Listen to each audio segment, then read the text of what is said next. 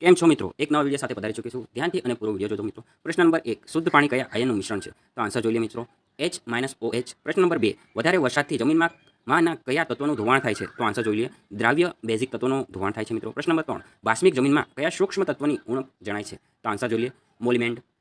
4, ચોમાસુ રીંગણની રોપણી કયા માસમાં કરવી જોઈએ? તો આન્સર જોઈ લે, જુલાઈ માસમાં એની રોપણી કરવી જોઈએ.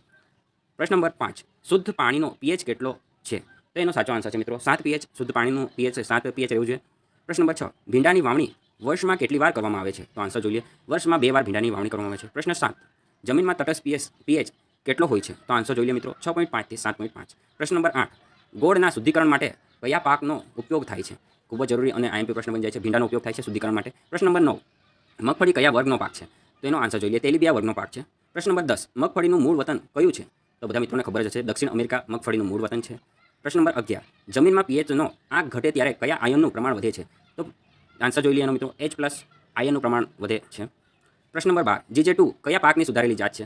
તો એ મગફળીની જાત છે મિત્રો. મિત્રો, એગ્રીકલ્ચર આસિસ્ટન્ટના ખૂબ જ જરૂરી એવા વિડીયો 70 એગ્રીકલ્ચરના વિડીયો આપણા ચેનલ પર ઉપલબ્ધ છે. જેમ બને તેમ 70 વિડીયોને જોવો તમે, અને તમને એ ઉપયોગી થશે જ મિત્રો આજે નિકાલે. Thank you for watching.